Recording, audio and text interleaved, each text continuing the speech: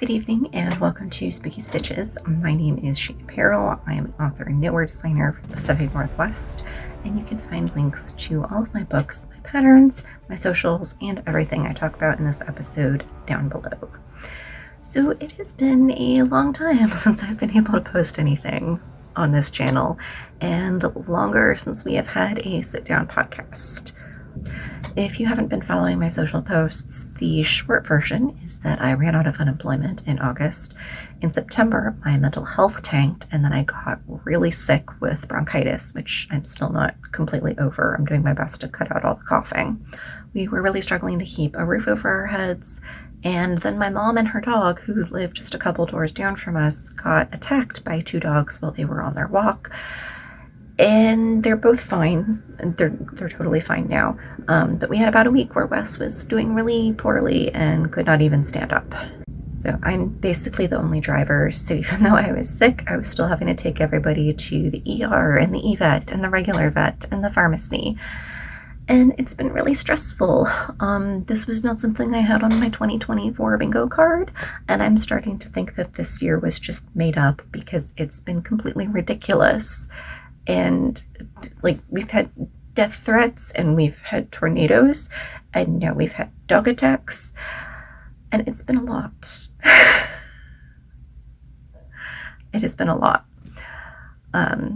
So now we're in October. I am still sick. We still don't know how we're paying November rent, and I did finally get a new job.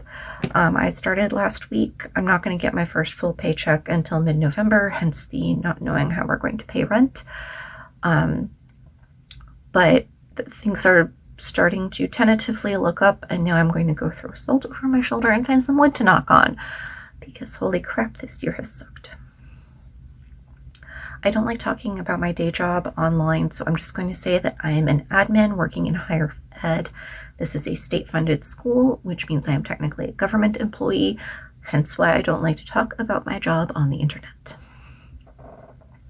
I do have one other piece of bad news. Gwyd has not been doing well all summer. In August, he was diagnosed with chronic kidney disease, and unfortunately, because he's FIV positive, this is terminal. I also have a 17-year-old cat with CKD that you can't even tell he's sick. Like, I know how to treat it. I know what they need, and Gwyd is just not responding to treatment. And he's been going downhill for the last few months. He's only 5. I'm trying to prepare myself, but it's been really hard. So now that we have talked about the depressing stuff, let's get on to the knitting.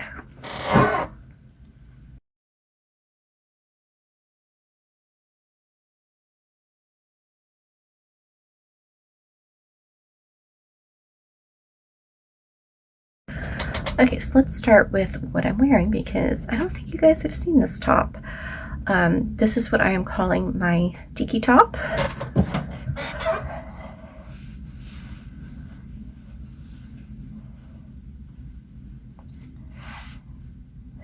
So this started out as a tank top, but the material ended up way too thick.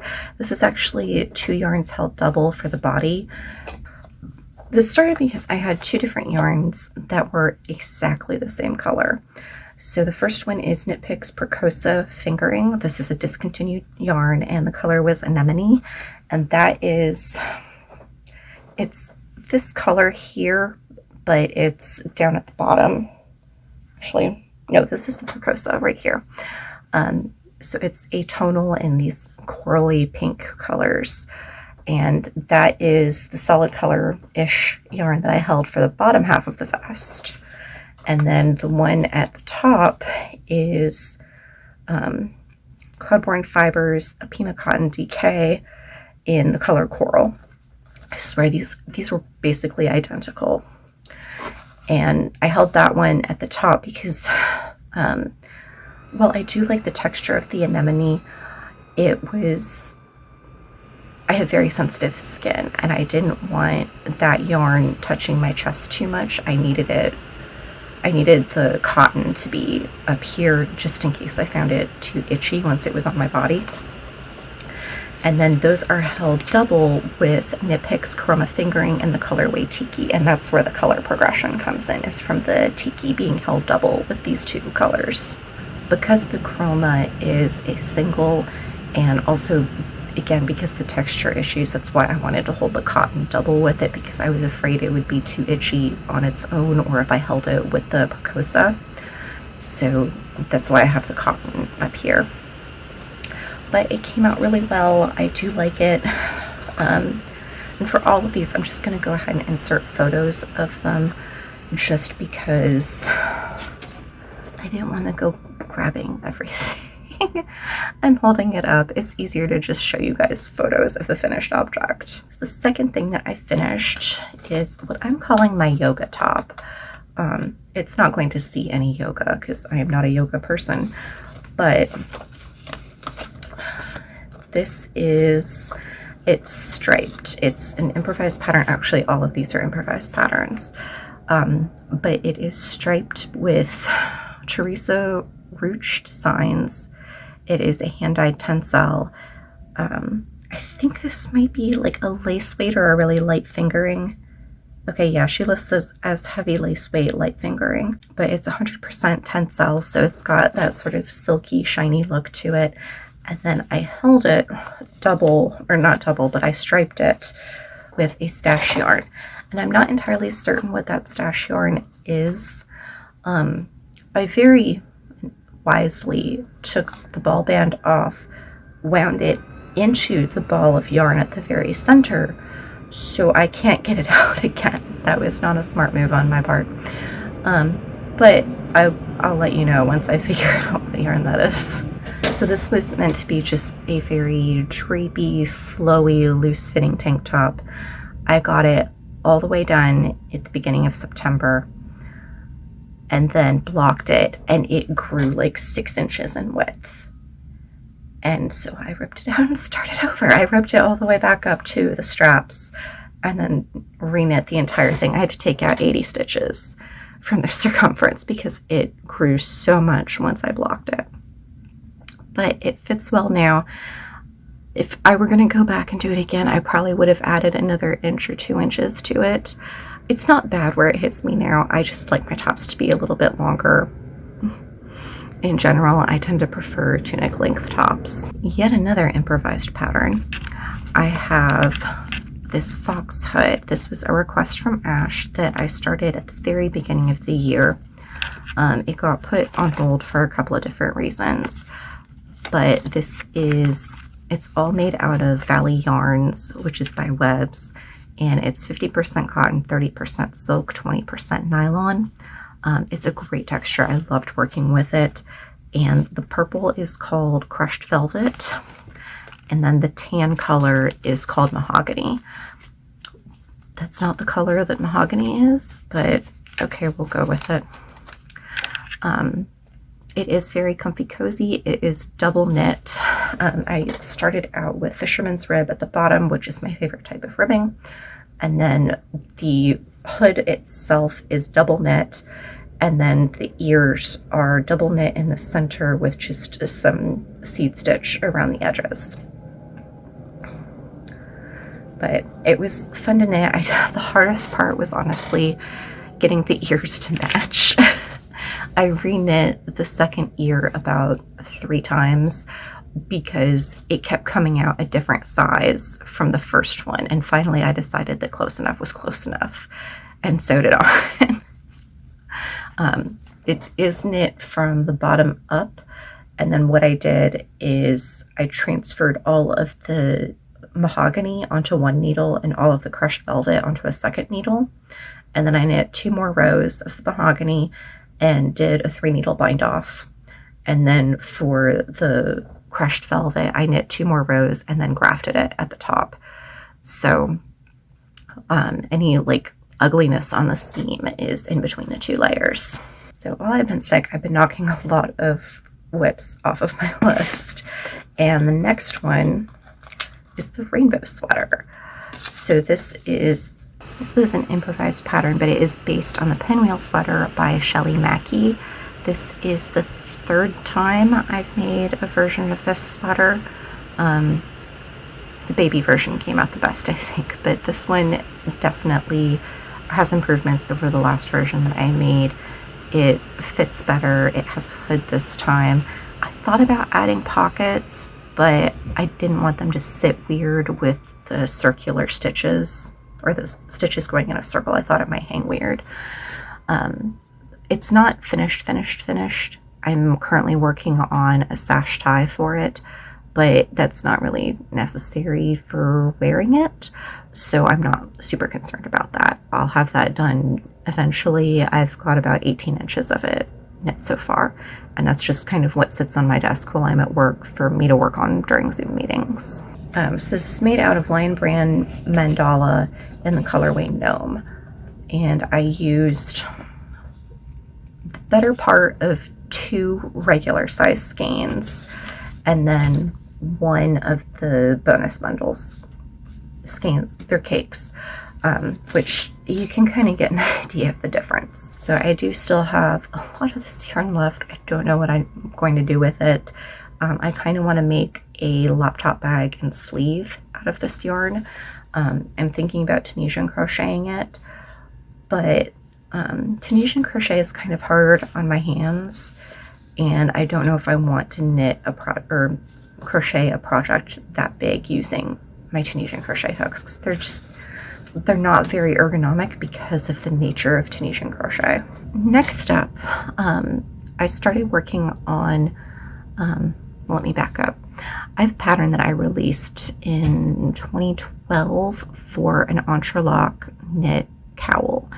And this is the Charlotte pattern in my Ravelry store. And I decided to make a fingering weight version. The original's in worsted, I think. I wanted to make a fingering weight version. So I pulled out 2 skeins of Knitpicks Felici fingering, and I used the colors Goth Kitty and I think Vampire Vibes was the second color. They're very similar skeins. It's just one has a little bit more black and one of them has purple in it. So I knit this up using those 2 colors in fingering weight. I'm updating the pattern, and as soon as I'm feeling well enough to get proper glamour shots instead of just the quick photos that I'm showing you in this podcast, then I'm going to go ahead and release the Charlotte Light pattern on Ravelry. But again, I need to be up to having my photo taken, and that has not happened for the last 6 weeks. This is the first time I have been in front of a camera since the beginning of September. So we're working on it.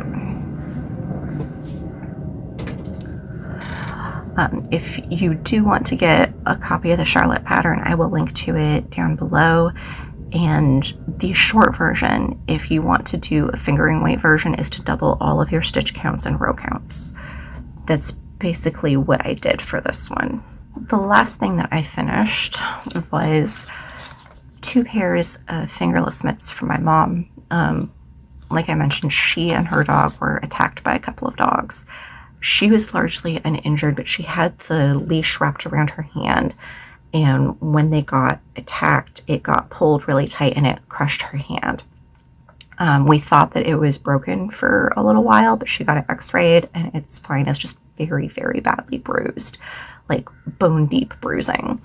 So she asked for a couple pairs of fingerless gloves to help keep it warm so it doesn't get as stiff. And so I made her 2 different pairs.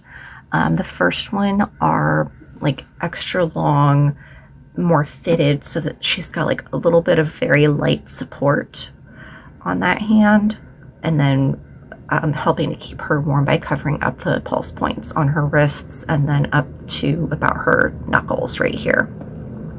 She has slightly smaller hands than I do. And then the second pair is meant for a little bit more mobility. They don't cover quite as much, and they're a little bit looser fitting across the hand if she doesn't want that pressure on there. And those were, again, improvised patterns, and they are made out of Red Heart Boutique Unforgettable in the colorway Petunia, because purple is her favorite color. The ribbed ones are just 1x1 ribbing, and with increases for the thumb gusset. And then they're just very, very basic. Those were knit in the round, and then the other ones I knit flat and then just seamed up the sides. So those are all of my FOs. That was a lot.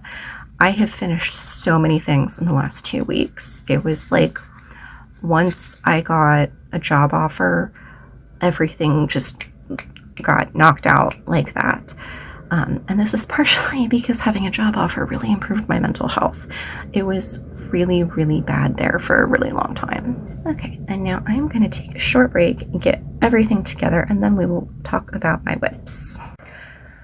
Okay, so I did forget one thing, which is I finally got finished photos for the Cursebreaker sweaters. So I'm going to insert those here. This is something that I actually finished back in May, but I never got finished object photos because it was a million degrees.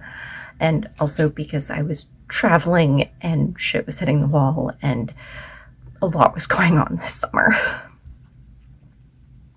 So on to the works in progress. So the first one I'm going to show you is actually not knitting.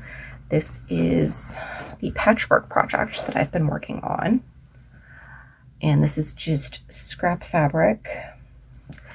And I finally figured out what this is going to be, because I knew I didn't have the patience to do a full-size quilt, and also I have a million blankets because I like making blankets.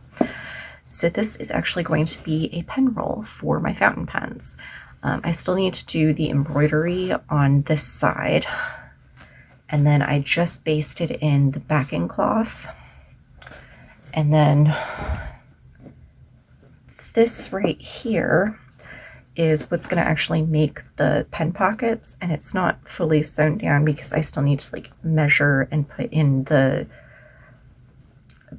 it's not going in flat because I don't want I'm not explaining this well.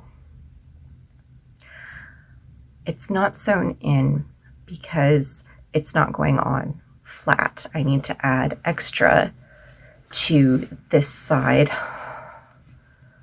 so that way there is room to actually have the pens inside, if that makes sense. I don't know if I'm explaining things very well right now.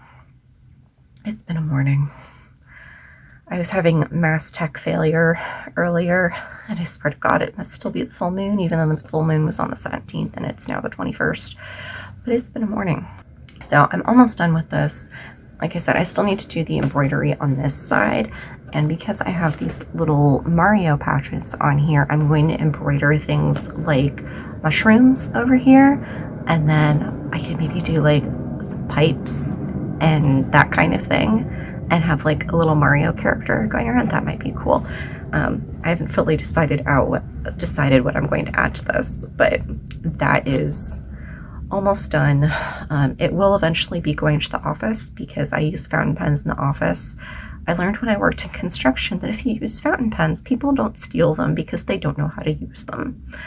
So that is my pro tip for the office, is to use fountain pens at your desk. So let's pull out the oldest whip. Remember this one? This is the Eleonora Project. It is a historical recreation I'm working on. This is based on the burial stockings of Eleonora de Toledo. And I found another mistake. Well, two actually. The first one that I found, I was actually trying to get this foot to have the natural curve that a sock foot does. And it wasn't working, and I had to rip back everything I had done from January until May. And I kind of just got really discouraged at that point because everything else was going wrong at the same time. So these sat for about 3 months without me touching them. And then a couple weeks ago, I found yet another problem. However, in order to fix it, I would have to completely rip them out and start again, which I am not willing to do at this point. These have been on the needles for 2 years because I spent so much time trying to figure out the heel and gusset on this, which I now know are still wrong. I also may have a completely wrong stitch count on this.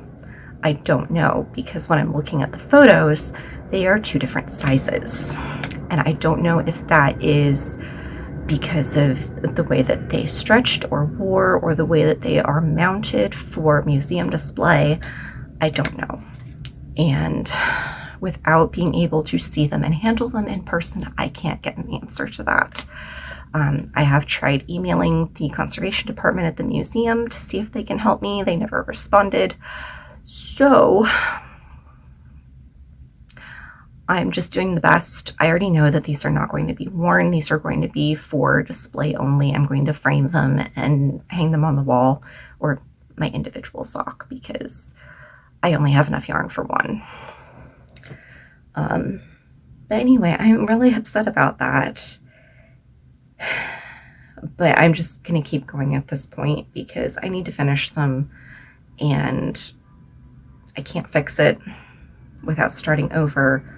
I've ripped out so many times, especially right in this area, that I'm afraid the yarn is too weak to handle being ripped out and reknit again. So I'm just kind of going with it. And I will try again later.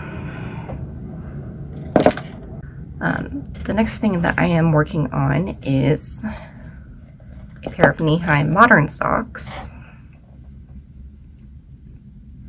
This is sock number 1. This is all knit out of Stroll Glimmer. It is, again, an improvised pattern.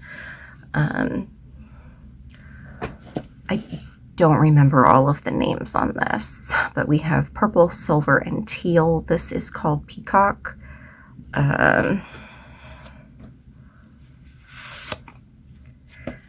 This is called Chrome, and then I want to say the purple is called like Eggplant or something, but I could be wrong about that. And unfortunately, Stroll Glimmer is one of the yarns that keeps coming and going on the website, so I'm not sure if it's even available right now. But these are, again, an improvised pattern, but they're based off of my usual sock recipe. So it's a standard heel flap and gusset. I believe this is called a wedge toe. And from here down, it's all the same stitch counts that I would use on a normal pair of socks. The only difference is I normally cast on 60 stitches on a size 1 needle for myself, and for this I cast on 80 stitches. I did use fisherman's rib up here because it is squishier and stretchier than regular ribbing, and I have tried knitting knee-high socks with regular ribbing before, and usually either that cast on edge is too tight or the ribbing doesn't stick to my leg enough and they just fall down.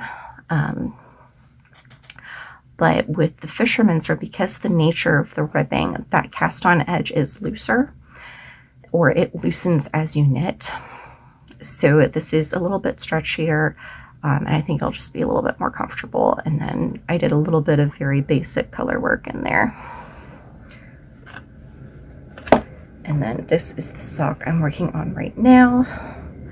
I am about halfway through the gusset, and I am hoping to finish them this week. Okay, the last project that I'm working on is the Yuli hat by Grumperina.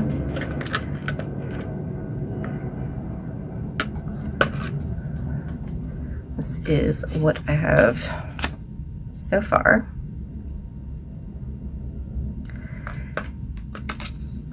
And I'm using Red Heart Unforgettable in the colorway Tidal, which is this light blue, as well as Dragonfly, which is this darker blue-green. I'm probably going to have enough to make 2 hats out of this. I'm not sure if I'm going to make 2 hats. I've still got some of the petunia left over, so I might try and use all 3 together once I'm done. But I've just been going through and using up stash yarns, and I really liked the look of these 2 colorways together. But yes, I am actually using a pattern for once. This one's been in my queue for a while, and I just finally got around to making it. I do actually have one other work in progress right now, which is a sweater that I'm working on. However, I cannot find the project bag at the moment, so that is going to have to wait for another episode. So let's move on to watch, read, play, because I've been watching a lot of TV lately. Mostly I've been watching a lot of ghost story shows, like Great British Ghosts, stuff like that, because I've just been in the mood where I want someone with a soothing voice to tell me ghost stories for an hour. But like ad nauseum, like I have run out of free streaming ghost shows that I can watch. I also have watched way too many Hallmark movies. So many Hallmark movies. My algorithm is now completely borked because YouTube thinks that because I watched all of these Hallmark movies that I must be in Christmas mode. So it is giving me all of these Christmas crafting and Hallmark movies now. I watched the entire Aurora Tea Garden series, both the old one with Cameron Berg and the new one that they just started recently, which I'm really enjoying those.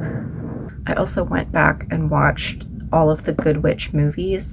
I'd seen the entire TV series, but I'd never seen the movies, which I do enjoy them. I get kind of annoyed with Cassie because sometimes she talks like a fortune cookie. And also, if they're going to insist on putting art history into that show, they really need an art history consultant. Just gonna put that out there because, hi, I have a degree in art conservation and they got all of the art stuff wrong. All of it. I've been listening to a lot of audiobooks as well since I've been sick. I listened to The Charmed Children of Rickskill Castle, which was very good. It reminded me of specific author, anything of who writes adult fiction. Let me go fast. Paula Braxton. It reminds me a lot of Paula Braxton books, but for like a middle grade audience, but middle grade horror. It was very good. I did enjoy that one a lot. And then I also listened to Ghostland, which again, I wanted people to tell me ghost stories for an hour. And that one, it's not bad, but it also does a lot of like debunking. It talks about the history. It wasn't quite what I was looking for, but it wasn't a bad book. I also listened to The Art of Resistance, which I've been on a World War II kick as well. That started a couple months ago. And I think the core of that is because I've been struggling so much because we've had to, really watch our expenses and stuff. And it has just felt like the world has been against us for a little while now. Listening to these World War II stories has been encouraging because a lot of people who lived through that were dealing with, rationing and really having to, make do and mend, which is what we've been doing. That's part of why I've been using up so much of my stash and doing patchwork projects. And then also just feeling like the world is ending and then coming out the other side of it. So I'm not comparing my struggle to living through World War II or living through the Holocaust or anything like that. I'm just saying that listening to those stories has helped keep me going for the last couple of months because I'm seeing that there's another side to things, that you come out on the other end. So The Art of Resistance is a memoir, and I did not expect it to be funny. But there were a couple of spots in this where it was absolutely hilarious. The author has a really good sense of humor, and he was a really incredible man. I think that he has passed away at this point. But it was a really good book. I really enjoyed listening to it. And if you have watched, there's a show on Netflix. His story actually overlaps with the story that's told in Transatlantic about the Emergency Rescue Committee. So that was really interesting. I wasn't expecting that, but it was kind of cool to see a different perspective on that particular story. Anyway, I did just start a new audiobook, or not new audiobook, it's ebook, The Girl Who Wrote in Silk. And I'm only about 2 or 3 chapters into it, but so far it has been really good and I'm looking forward to reading more. So on to the shop update. there hasn't been one. I have not been able to do a lot with the Ko-Fi shop since I've been sick, but I do have news. So if you're new here or new to my books, my first book, The Spider's Web, is the first book in the Evie Capelli series. And that series is set in a larger world called the Night Wars universe. And this is a world that I developed with my wife, Ash. Ash is also an author. She writes under the name Missouri Dalton. So the bulk of the Night Wars books are following her characters, mainly Finn Adder and his family. Her books came out before mine, which is why the Night Wars books kind of are under Missouri Dalton and not under Sophia Beaumont. So most of the books follow Finn and his family. They're queer urban fantasy. And not only has she created new cover art for all of the books in this world, including mine, but she also added new covers for all of my Sophia Beaumont books. So All for One, True Fast and the Devil's Due. I think the only ones she didn't do were A.J. Marshall. Those are the only two books that don't have new covers. Plus, all of the Missouri Dalton Night Wars books are in the process of being edited and expanded. Several new editions of Finn's books are already available on Amazon, and there's a brand new book, The Smiling Man, which will be out on January 1st. It's available for pre-order right now, and you can find the link down below. Now, I am still getting everything formatted and uploaded to the Ko-Fi shop. The Amazon uploads are done. You can find the new covers and everything there. But because what I do for Ko-Fi has to be done by hand by me, and there's a minimum of 2 versions for each book available, that's taking a little bit longer. I do still have physical copies of a few books with the old covers in stock, which you can now find discounted on Ko-fi. Unfortunately, I did have to update my prices on Amazon when I did all of this, because my $14.99 paperbacks that used to earn me a $3 to $5 royalty were now earning me a negative 50-cent royalty. So Amazon has raised their prices a lot in the last 8 years since I started publishing. I have had to adapt accordingly, and hopefully I won't have to adapt again for another 8 years. Fingers crossed. That's just kind of an aspect of publishing that I have to deal with. So one last note before I sign off, because these planes are driving me nuts. Because I am back at work and spending a lot more time in the office, I won't be making as many videos as I have been.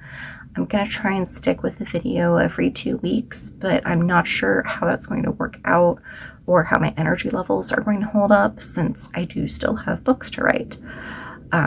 Do make sure to check out the community tab here on YouTube, or to follow on Twitter, Blue Sky, or Ko-fi, since that is where I post updates if I'm going to miss a video or change my schedule. So thank you for stopping by. If you are still here, please like, comment, or subscribe. It really helps me out a lot. And until next time, please stay safe, stay healthy, and I hope that you have something cute and fluffy to cuddle with. Ciao!